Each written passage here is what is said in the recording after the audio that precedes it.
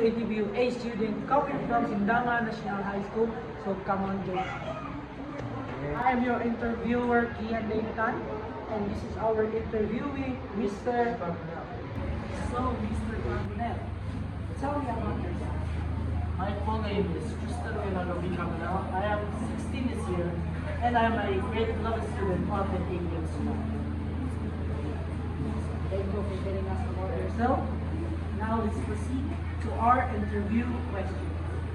So this is our topic, study habits of senior high school students, and our purpose to understand how senior high school students manage their time, study, and handle academic pressure. So let's proceed. Questions. Number 1. How do you usually manage your time between schoolwork and personal activities? I usually manage my time between schoolwork and personal activities by keeping track of the schedule of my school work and my time at home, so I can efficiently do both at the same time. Thank you for answering the first question. Now, let's proceed to the second question.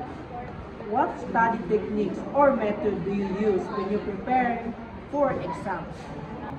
When preparing for exams, I usually just skim through my notes and read it thoroughly, the main points as well. And I also write the lessons I've learned so I can memorize it better. Thank you for the response. Now, let's proceed to the third question. Where do you prefer to study and why? I usually prefer to study here at school because when I'm at home, I get usually distracted by the housework and chores.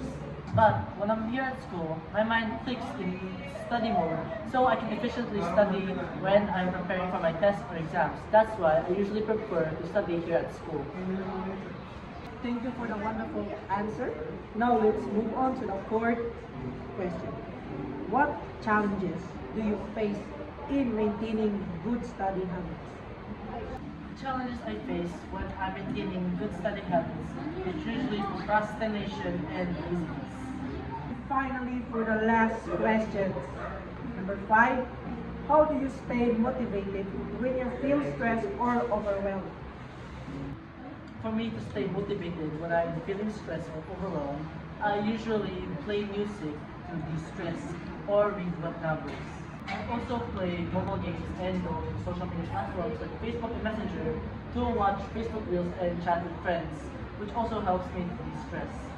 Again, thank you for the wonderful response, Mr. Carbonell. And that brings us here to the end of our interview. Thank you for the participation. Thank you very much as well. I just had to let you know you're